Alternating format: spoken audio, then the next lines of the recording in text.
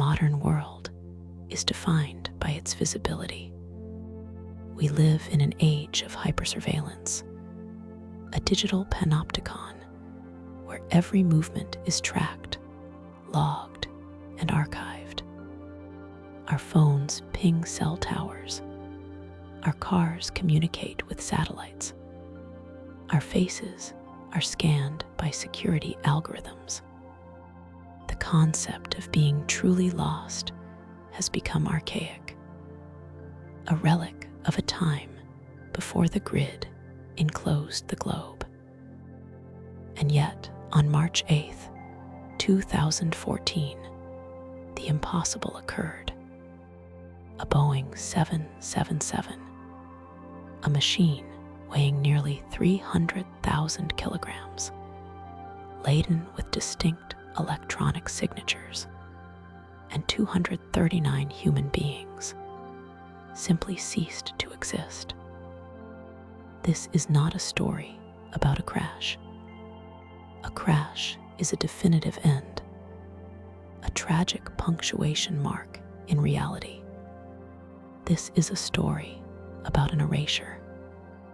It is a narrative of a technological ghost, a vessel that slipped through the cracks of our surveillance net and entered a liminal space from which it has never returned. Welcome to the file on Malaysia Airlines Flight 370. To understand the anomaly, we must first understand the routine. The setting is Kuala Lumpur International Airport. It is just after midnight. The terminal is awash of fluorescent light and polished surfaces. That specific, sterile atmosphere of international travel, where time feels suspended. Outside the glass, the humidity of the Malaysian night presses against the fuselage of the aircraft. Registration 9MMRO. This specific aircraft is a veteran of the skies. It is a masterpiece of aeronautical engineering, designed with redundancy upon redundancy. It possesses multiple radios, satellite uplinks, and an automated reporting system known as ACARS. It is a machine built to talk. It is built to constantly scream its location, its altitude, and its health to the world below. The passengers boarding the flight represent a cross-section of humanity. There are artists, construction workers, families, and stuntmen. They are walking down the jet bridge, finding their seats, stowing luggage overhead.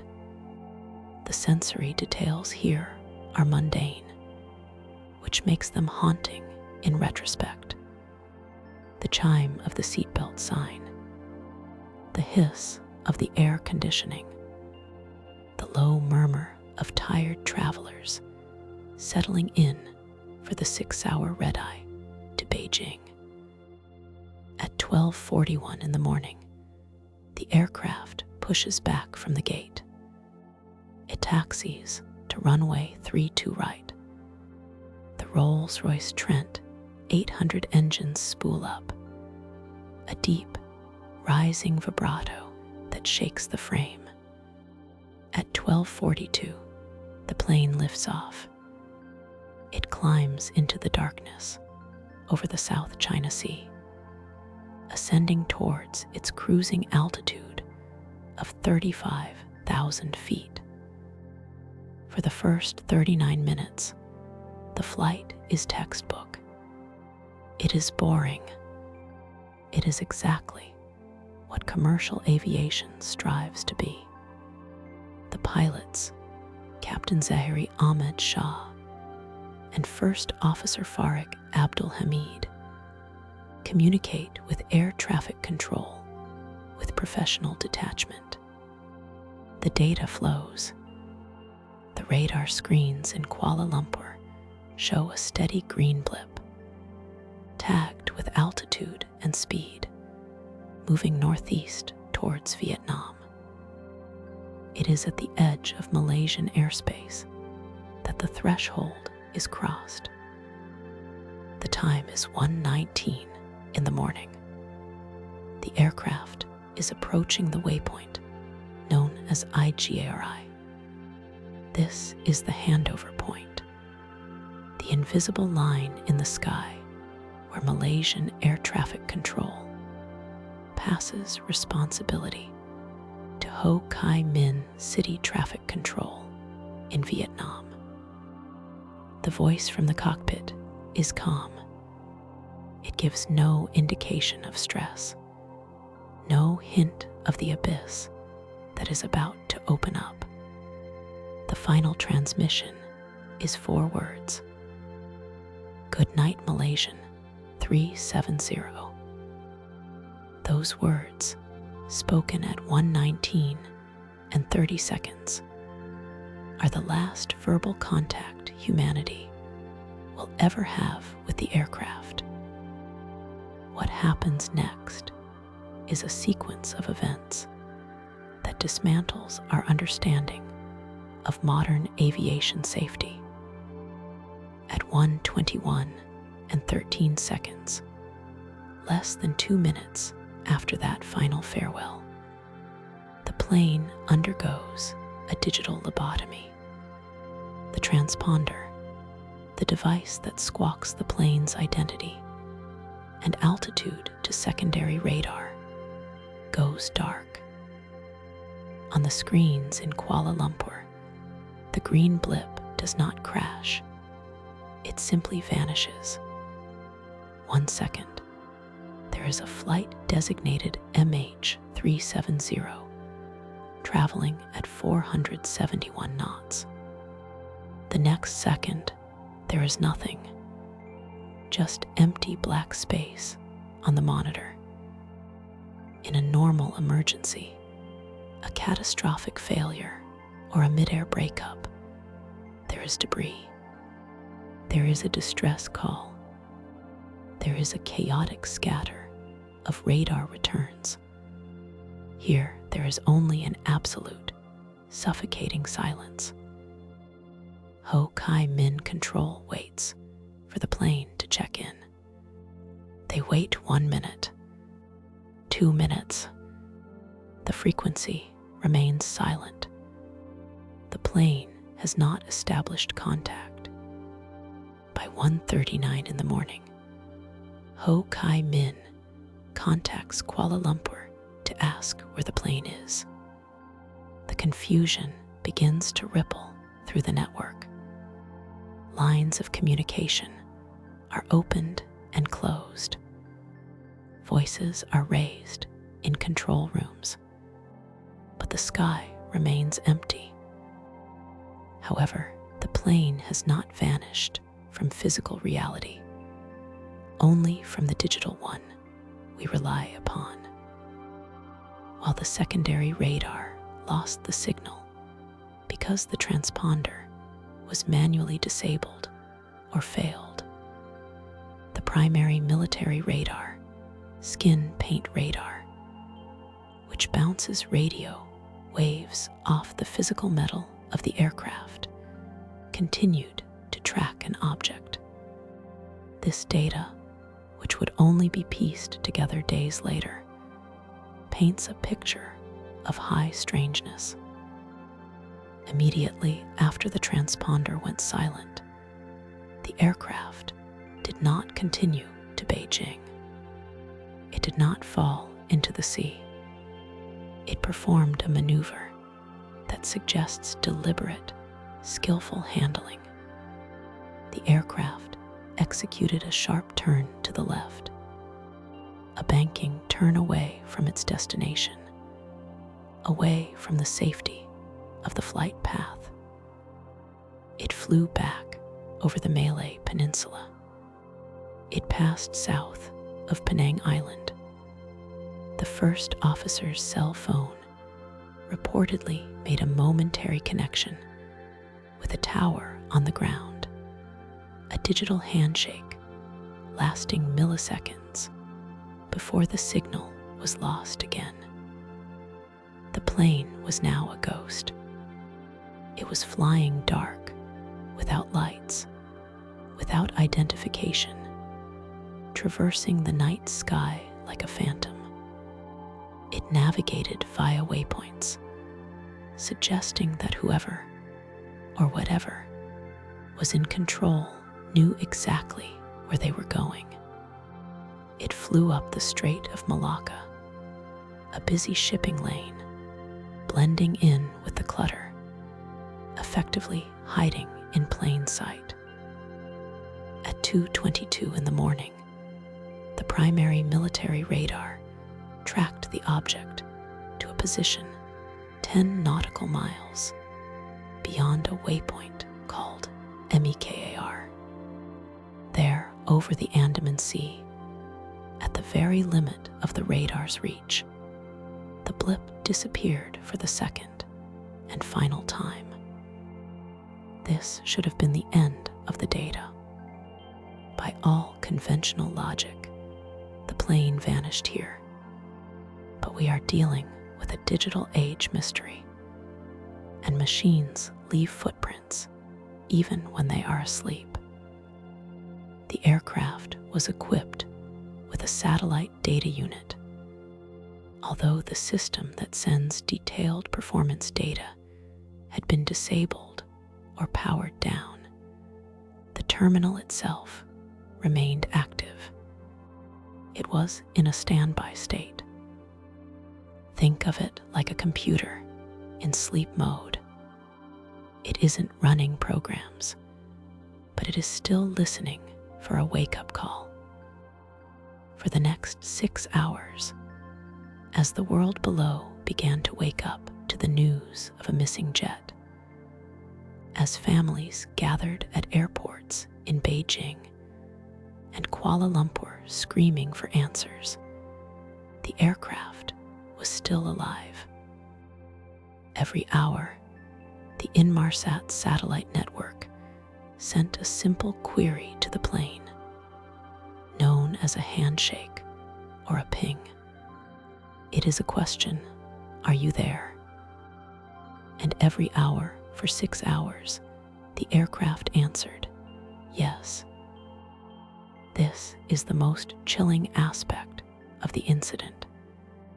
While the world searched the South China Sea, assuming a crash near Vietnam, the aircraft was actually flying thousands of miles away.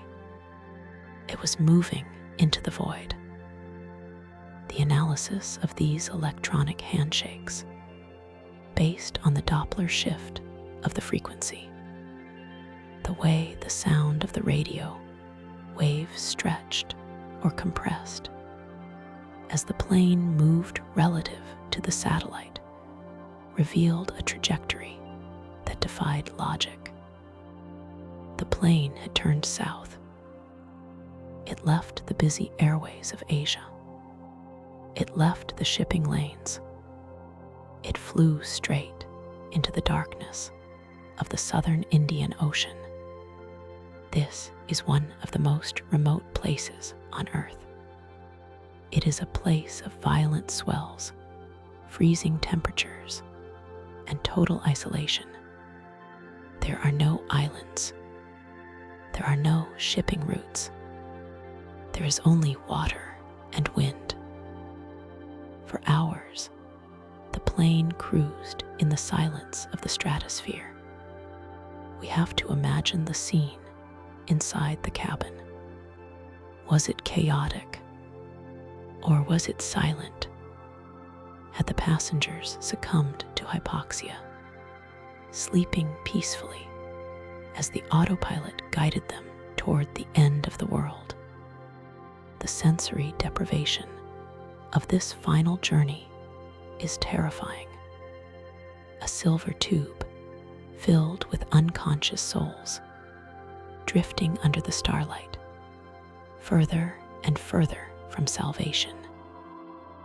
The final handshake occurred at 8:19 in the morning, Malaysian time. The sun had risen over the Indian Ocean. The fuel tanks were running dry. The engines, starved of kerosene, would have flamed out. First one, then the other. The hum that had sustained the vessel for 7 hours would have been replaced by the rushing sound of the wind. The electrical generators would have failed. The emergency ram air turbine would have deployed. A small propeller dropping from the belly to provide the last gasp of hydraulic power.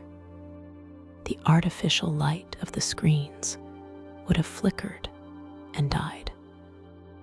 And then gravity took over. From a cruise altitude, the descent would have been steep, a spiraling fall into the roaring swells of the roaring 40s.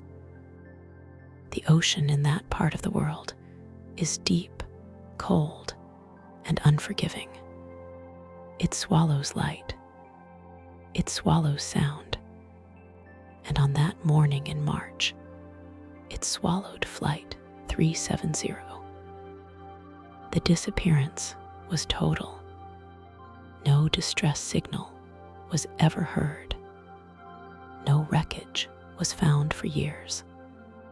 The plane simply flew off the edge of the map and into the history books of the unexplained.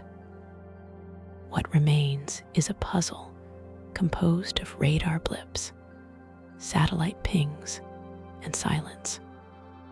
A modern airliner does not simply vanish, and yet the data looks back at us with empty eyes. We know the second it stopped talking. We know the minute it turned. We know the hour it died, but we do not know why. The incident of Flight 370 is not just a tragedy. It is an intrusion of the unknown into our ordered, monitored reality. It is a reminder that despite our satellites and our sensors, the world remains vast, deep, and capable of keeping its secrets. This was the timeline of the disappearance, but the timeline is only the skeleton of the mystery. To understand the flesh and blood of this event, we must delve deeper into the anomalies, the cargo, and the theories that attempt to explain the unexplainable. Join me in part 2 as we descend further into the abyss. To understand the disappearance of Malaysia Airlines Flight 370, we must first dismantle the world of 2014. It is a year that exists in a strange technological twilight, a liminal space between the analog past and the hypersurveillance of the present. We often operate under the assumption that the modern world is a panopticon, a place where every movement is tracked, logged, and uploaded to a cloud server. By 2014, the smartphone was ubiquitous. Social media had matured into a global nervous system. We felt connected. We felt watched. But this sensation of constant observation was, and remains, an illusion, particularly when one leaves the terrestrial surface. The aviation industry in 2014 was relying on an infrastructure that was largely conceptualized in the 1970s. While passengers in the cabin played games on iPads and connected to spotty Wi-Fi, the The cockpit was communicating with the ground using systems that transmitted mere kilobits of data. We were a digital species flying in analog shells.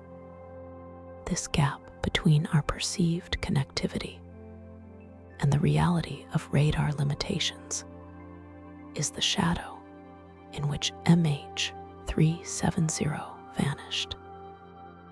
Let us examine the vessel itself. The Boeing 777-200ER, registration 9MMRO. In the hierarchy of aviation, the 777 is royalty. It is a masterpiece of aeronautical engineering, a fly-by-wire giant capable of crossing oceans with a safety record that was, until this event, nearly spotless. It is a machine designed to be redundant.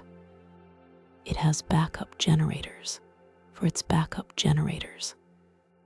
It has 3 independent hydraulic systems. It is designed to survive almost anything, except a deliberate attempt to silence it. Registration 9MMRO had a history. It was not a fresh airframe. It had flown over 53,000 hours.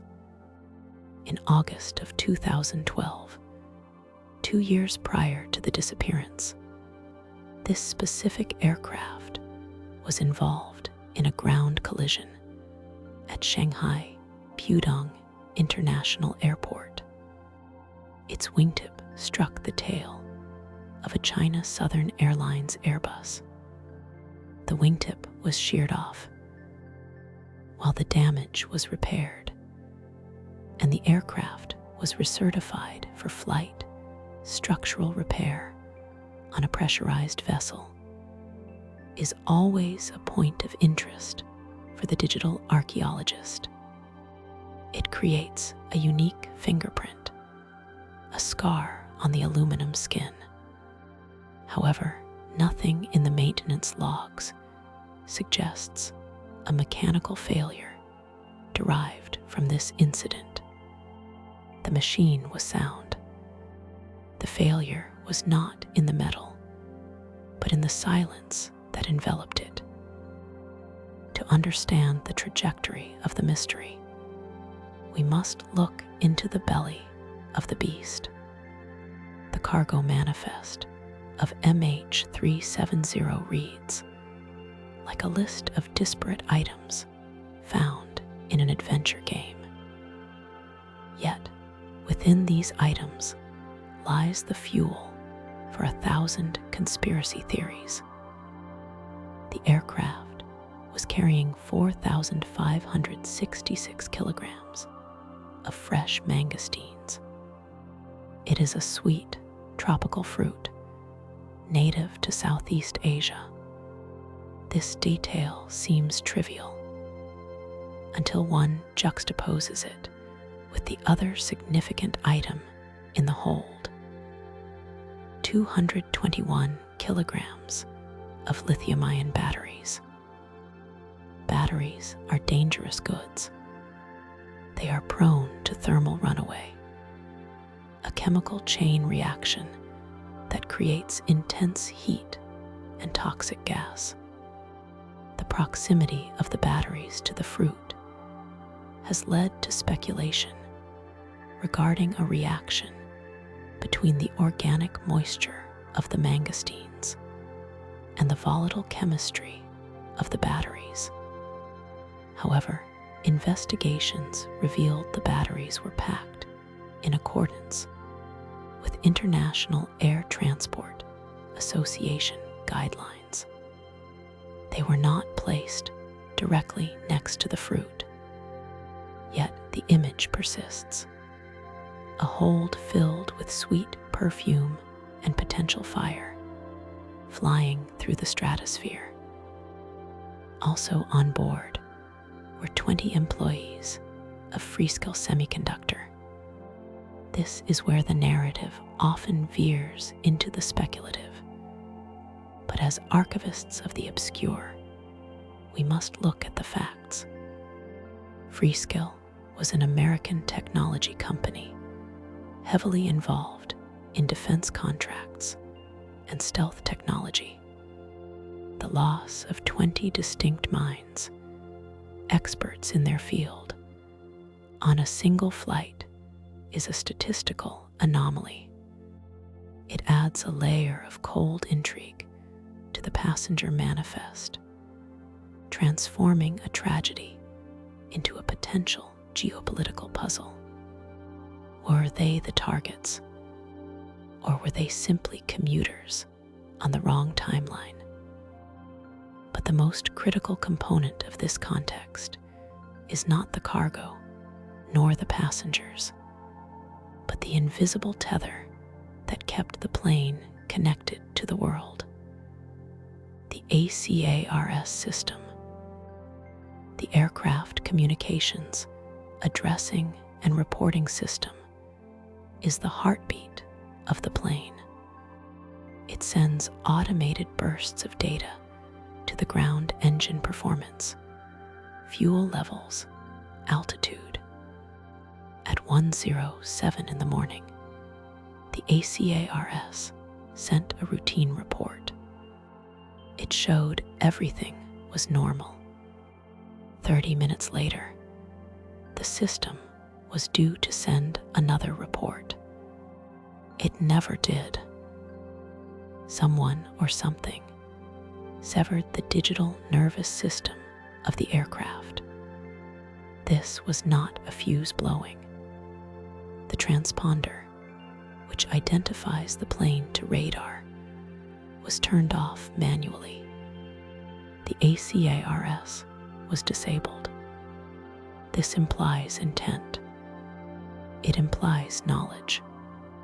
It requires a sequence of actions that only a person intimate with the Boeing 777 cockpit could execute. This brings us to the human element at the controls. Captain Zahiri Ahmed Shah. Captain Shah was a veteran.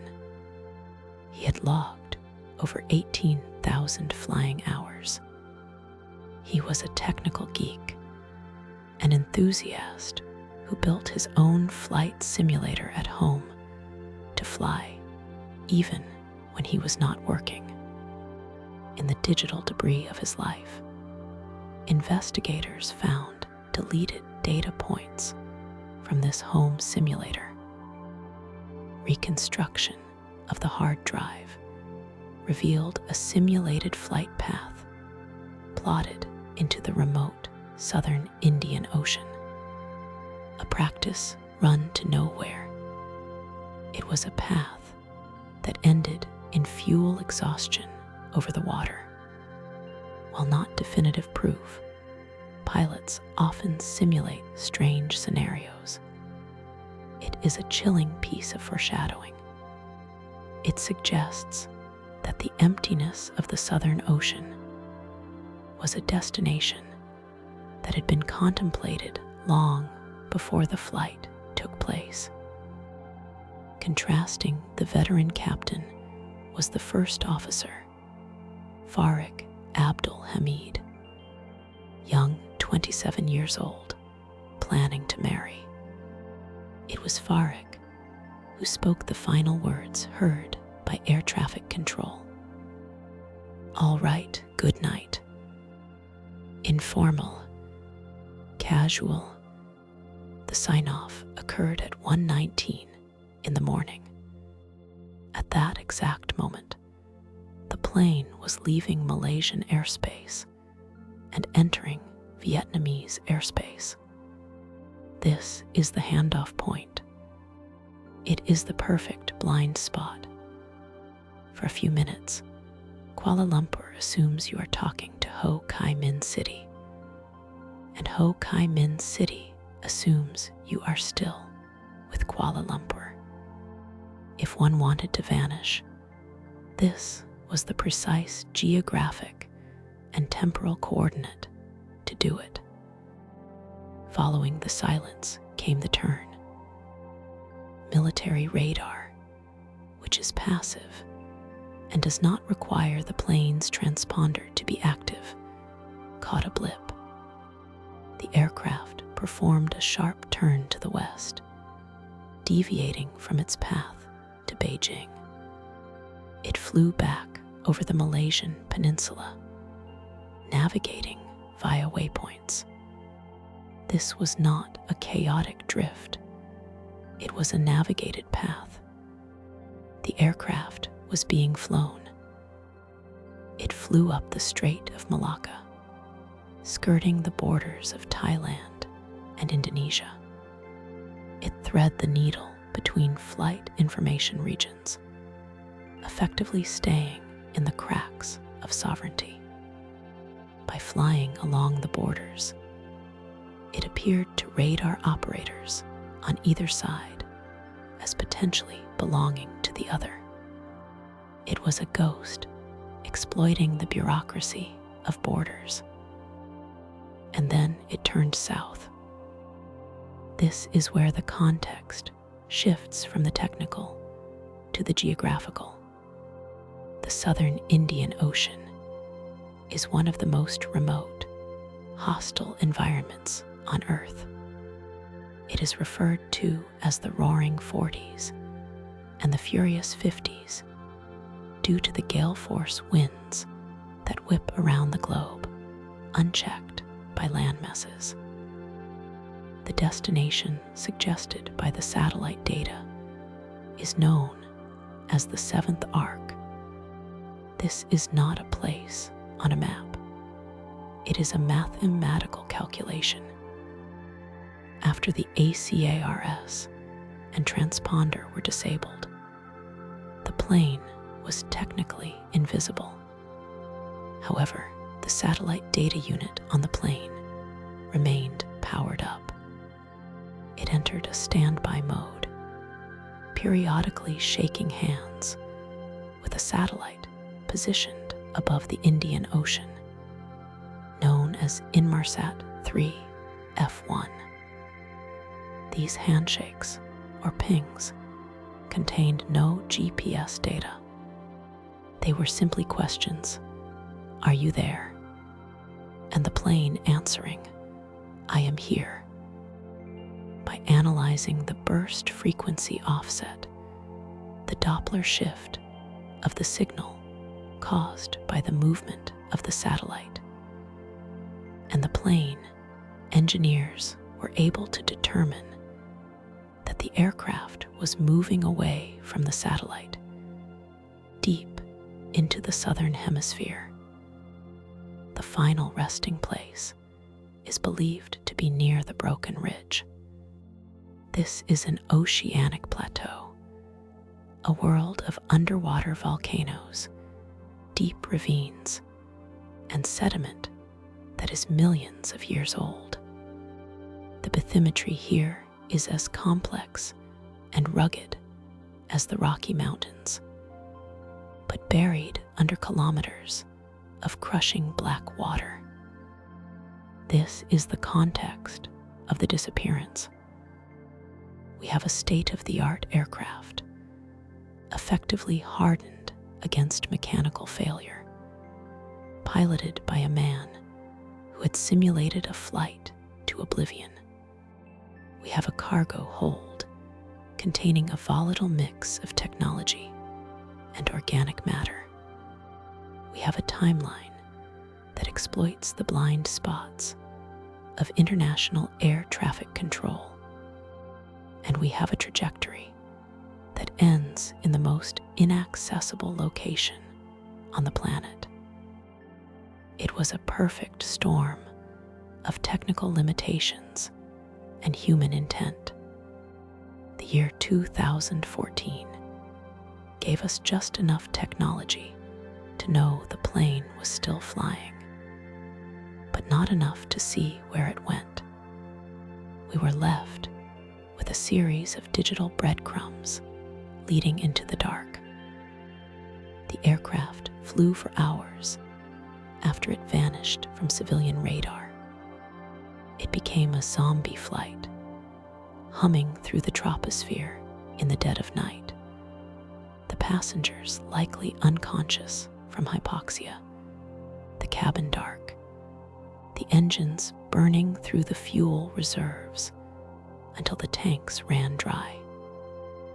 To understand MH370 is to understand the fragility of our surveillance state.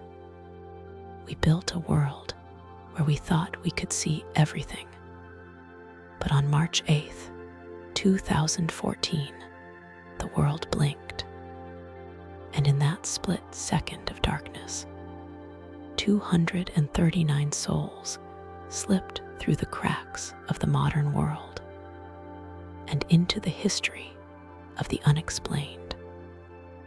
This was not just a plane crash. It was a collision between the arrogance of modern technology and the ancient, indifferent vastness of the sea. End of Part 2. Part 3. The investigation. The silence that followed the disappearance of Malaysia Airlines Flight MH370 was not empty. It was a silence dense with data, conflicting narratives, and a digital noise that would eventually consume the waking hours of thousands of investigators, both professional and amateur. When a Boeing 777 vanishes, it does not simply slip out of existence. It leaves a scar in the electromagnetic spectrum. It leaves a footprint in the logs of servers thousands of miles away. To understand why this mystery remains unsolved, we must first dissect the investigation itself. It was a process defined by a catastrophic initial delay. For the first few days, the world looked east toward the South China Sea, because that is where the plane was supposed to be. It was a search based on intent, not reality. It took days for the Royal Malaysian Air Force to admit that their military radar had tracked a blip crossing back over the Malay Peninsula, turning west toward the Strait of Malacca. This was the first fracture in the narrative. The aircraft had not just failed, it had deviated. It had flown waypoints. This was the moment the investigation shifted from a rescue mission into a criminal inquiry. The theories that emerged in the vacuum of physical evidence can be categorized into three distinct frameworks: the rogue pilot, the catastrophic failure, and the external intervention. Let us look first at the pilot, Captain Zahiri Ahmed Shah. In the annals of aviation history, the concept of pilot suicide is tragically not unprecedented. The investigation into Shah was exhaustive. Police reports indicate they dismantled his life, examining his finances, his psychological profile, and his social media activity. There were rumors of a failing marriage and political disillusionment, but these were largely circumstantial. The most compelling piece of digital evidence regarding the captain came from his home flight simulator. A hard drive seized by the FBI revealed deleted data points. A simulated flight path, plotted weeks before the disappearance, showed a route departing Kuala Lumpur and ending in the remote southern Indian Ocean. concluding with fuel exhaustion. To some, this was the smoking gun, a rehearsal for oblivion. However, the official report released by the Malaysian Safety Investigation Team in 2018 was careful to note that this was merely one of hundreds of flight paths stored on the drive. It was a fragment of data reconstructed from the digital ether, lacking context. Was it a plan? Or was it a gamer pushing a simulation to its limits to see what would happen? The digital archaeology here is inconclusive. It offers a shadow of intent, but not the substance of a crime. Then there is the theory of catastrophic mechanical failure, specifically a cargo fire. The manifest listed 456 pounds of lithium-ion batteries and several tons of fresh mangosteens. The mixture seems innocuous, but investigators noted that mangosteens release moisture, and lithium batteries, if damaged or improperly packed, are prone to thermal runaway. The theory suggests a fire broke out shortly after the final voice transmission. In this scenario, the turn back toward Malaysia was a desperate attempt by the pilots to reach the nearest suitable airport. The silence, the shutting down of the transponder, and the ACARS system was not an act of malice, but the result of electrical buses melting or being manually isolated to starve the fire. This leads to the hypoxia theory, often referred to as the ghost flight. If the fire consumed the oxygen, or if the hull was breached, the crew and passengers would have succumbed to unconsciousness within minutes.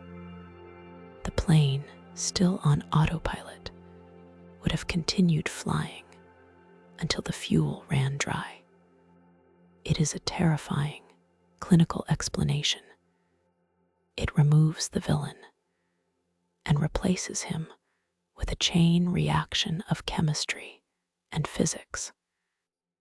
But how do we know it flew south? This is where the investigation relies entirely on digital archaeology of the most abstract kind. When the transponder went dark, the plane became invisible to standard air traffic control, but the satellite data unit on the aircraft remained powered up in a standby mode.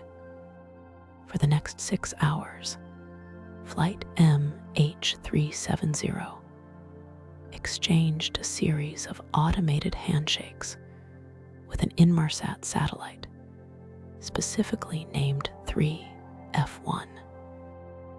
These handshakes were not GPS coordinates. They were simply questions and answers. The ground station asked, "Are you there?" The plane replied, "Yes." Investigators analyzed 2 specific metadata fields from these signals: the burst timing offset, or BTO, and the burst frequency offset, or BFO. The BTO measured how long the signal took to travel from the satellite to the plane and back. This allowed mathematicians to draw circles on the globe rings of distance from the satellite. The plane had to be somewhere on those rings.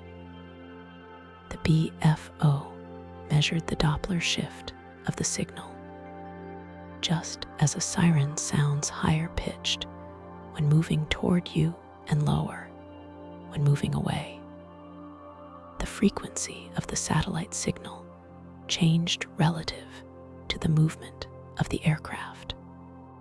By analyzing this shift, engineers determined the plane was not stationary, nor was it flying north toward the Asian landmass. It was flying south, deep into the Indian Ocean. This analysis generated what is now known as the seventh arc, a curved line in the ocean where the fuel is calculated to have run out. This is the most significant digital artifact of the tragedy. It is a mathematical line drawn on water, generated by a satellite over 22,000 miles away, tracking a phantom. While the official investigation crunched these numbers, a parallel investigation was happening online. This was the dawn of crowdsourced intelligence on a massive scale. The platform Tomnod released satellite imagery of the ocean to the public. Millions of volunteers scoured millions of square miles of empty blue pixels, looking for white specks. This phenomenon highlighted a unique aspect of modern tragedy: the urge to participate. Internet forums like Reddit and the message boards of airliners .net became hives of activity.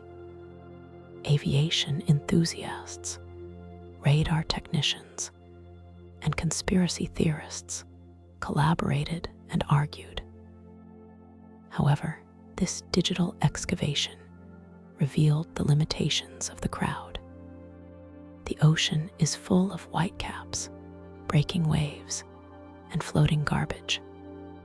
The Tomnod search resulted in millions of tagged objects, none of which were the plane. It was a case study in signal-to-noise ratio. The human brain is hardwired to find patterns, even where none exist. We saw rafts, debris fields, and oil slicks, but we were mostly looking at the chaotic texture of the sea. The failure to find the main wreckage led to the inevitable rise of alternative, darker theories. The idea that the plane was shot down, or that it was hijacked and taken to a remote airstrip in Kazakhstan or Diego Garcia. These theories thrive in the gaps of the official narrative. They offer a form of closure that a crash does not, a villain, a cover-up, a reason. But they fall apart under the weight of the Inmarsat data. To believe the hijack theory, one must believe the satellite data was fabricated. A task involving a conspiracy so vast it defies logistical probability. It was not until July of 2015, more than a year after the disappearance, that the ocean finally gave something back. A flaperon, a part of the wing washed up on the shore of Reunion Island, thousands of miles from the search zone. This piece of debris was a critical artifact. Marine biologists analyzed the barnacles attached to it. These crustaceans were biological clocks. Their size and species could tell us how long the part had been in the water, and the temperature of the waters it had drifted through. The analysis confirmed the drift modeling. The currents of the Indian Ocean flow counterclockwise. A crash site along the seventh arc would indeed deposit debris on the shores of Africa. and its islands months or years later. Subsequent pieces of debris found in Mozambique, South Africa, and Mauritius further solidified the southern crash theory. But they presented a paradox. We had pieces of the puzzle, but the box remained lost. The flaperon showed damage consistent with a high-speed impact, suggesting the plane was not guided into a soft water landing, but smashed into the surface.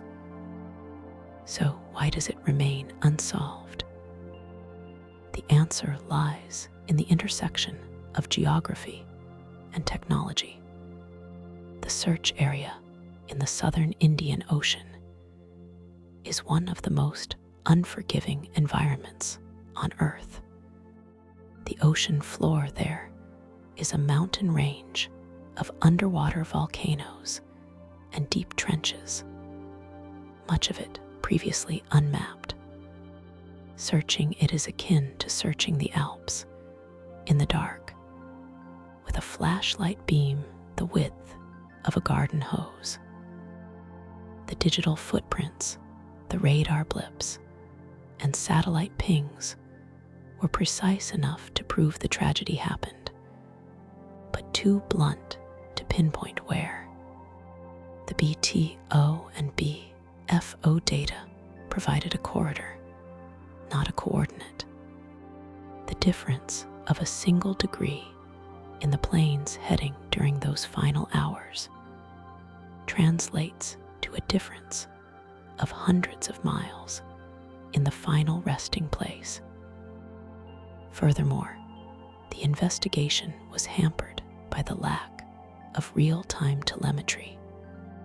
In an age where we can track a smartphone to a specific room in a house, a 200-ton aircraft was able to vanish because the systems designed to track it were built for a different era. The ACARS system sent data in bursts, not a continuous stream. When the power was cycled or the system disabled, the stream died. We are left with a collection of fragments, a hard drive in a pilot's basement, a log of satellite handshakes, a barnacle-encrusted wing on a beach, forum posts archived on servers, preserving the confusion and hope of the early days. The investigation into Flight MH370 effectively ended not with a period, but with an ellipsis. The official search was suspended in January 2017. The private search by the company Ocean Infinity ended in 2018. They proved that the plane is not in the most likely locations, but the ocean is vast, and probability is not certainty. The wreckage sits somewhere in the darkness, a time capsule of 300 tons of aluminum and composite, holding the final answers to what happened in the cockpit. Until technology advances enough to scan the entire ocean floor, or until a new whistleblower or data point emerges from the archives, MH370 remains a ghost in the machine. It is the ultimate liminal space, caught between the digital certainty that it was there and the physical reality that it is gone. In Part 4, we will move beyond the mechanics of the search and discuss the legacy of this disappearance. We will look at the cultural impact, the changes in aviation safety, and the lingering psychological toll on the families who are left with a void where a gravestone should be. Part 4. The aftermath. The noise has faded. The frenetic energy of the initial search, the roar of the International Press Corps, and the chaotic signal traffic of the early investigations have all quieted down. What remains is a silence that is heavy, dense, and unnerving. We are left standing at the edge of the abyss, looking down into the deep southern Indian Ocean, and also looking back into the digital archives, where the memory of Malaysia Airlines Flight 370 has begun to decay. In the realm of digital archaeology, we often talk about data rot. We talk about how files corrupt over time, how links break, and how servers are decommissioned. The story of this flight is undergoing a similar process of entropy. It is transitioning from a breaking news event into a modern myth, a ghost story for the information age. Let us examine the legacy of the event through the lens of regulation and technology. In the immediate wake of the disappearance, the aviation industry was forced to confront an existential paradox. We live in an era of panopticism, where we assume everything is watched, tracked, and recorded. The idea that a Boeing 777, a machine weighing hundreds of thousands of pounds and tethered to the world by satellite handshakes, could simply evaporate was an ontological shock. It shattered the illusion of total coverage. As a direct result, the International Civil Aviation Organization implemented new standards.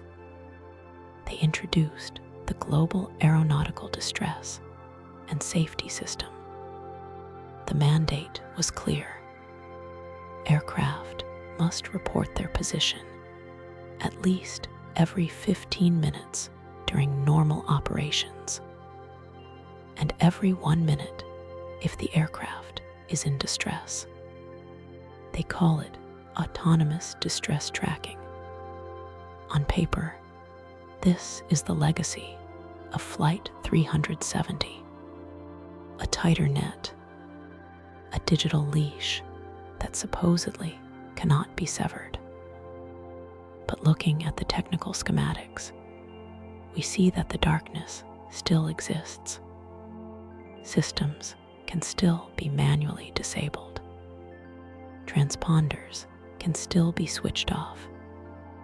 The human element remains the ultimate variable in the cockpit.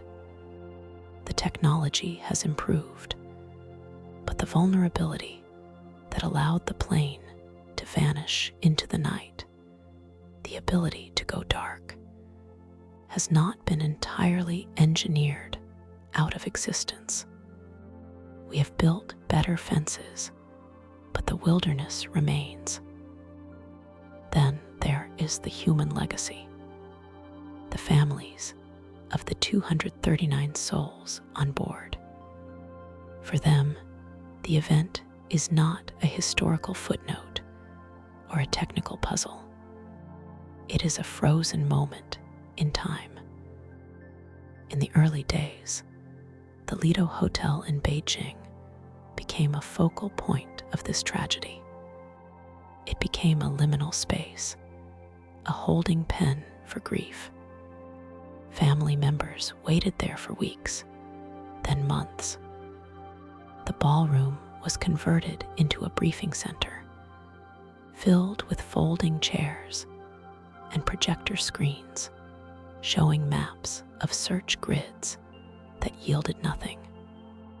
If you look at archival footage of that room, you see a space that exists outside of normal time. It is a purgatory. Today, that physical location has returned to being a hotel. Guests check in and check out, likely unaware that they are walking through a site of immense collective trauma. But the psychological space remains. Without a fuselage, without bodies, and without a black box, the grieving process is short-circuited. It is what psychologists call ambiguous loss. There is no closing of the casket. There is only the long, flat horizon of the ocean. We must also look at the digital debris field. This is where my work as an archivist comes in. In 2014, the search for the plane was the first true instance of crowdsourced investigation on a planetary scale. Millions of people logged onto the Tomnod platform. They stared at satellite imagery of the open ocean, tagging whitecaps, waves, and shadows, hoping to find a piece of metal. It was a massive experiment in collective apophenia, the human tendency to perceive meaningful connections between unrelated things. We wanted to see the plane, so we saw it in the pixels. We saw rafts. We saw oil slicks. We saw debris. But it was just the digital noise of the ocean. Today, those forums are ghost towns. The Tomnod data is archived or deleted. The subreddits dedicated to the mystery have become repetitive cycles of old theories resurfacing. The links to the original raw data from Inmarsat are often broken. This is the corrosion of memory. The internet promised us that it would remember everything forever. But in the case of Flight 370, the digital record is fragmenting. It is becoming harder to separate the primary source documents from the years of accumulated speculation and noise. What questions remain unanswered? Practically all of them. We still do not know the precise location of the impact. The seventh arc, that geometric line drawn across the Indian Ocean based on the final satellite handshake, remains a mathematical scar on the map. It is a line of probability, not a destination. We do not know the intent. Was it a political statement, a personal tragedy, a catastrophic mechanical failure that masqueraded as a rogue pilot? The flight simulator data found on the captain's home drive showed a route into the remote southern ocean, drafted weeks before the flight. Is this the smoking gun, or merely a coincidence? A pilot practicing a landing on a difficult, remote runway, or a rehearsal for the end? The data is binary ones and zeros, but the intent behind it is opaque. We do not know what happened to the cargo. The manifest listed several thousand pounds of mangosteens and a consignment of lithium-ion batteries. Theories have swirled around these items for years. Fire, explosion, smoke in the cabin.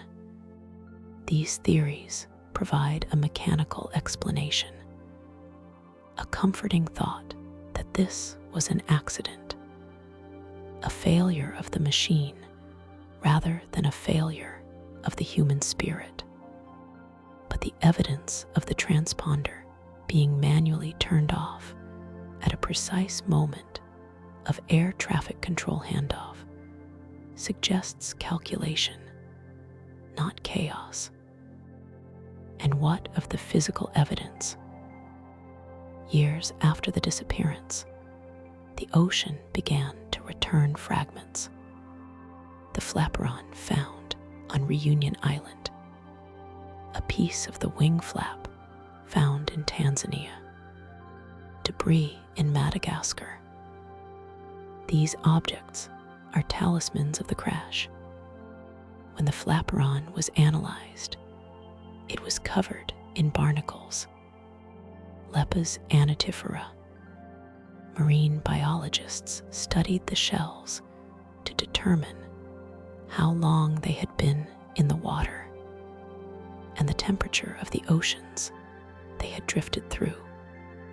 The plane had become a reef.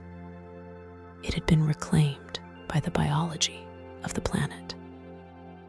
These fragments confirm the plane was destroyed.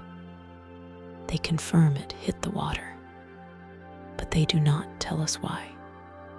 They are like torn pages from the last chapter of a book.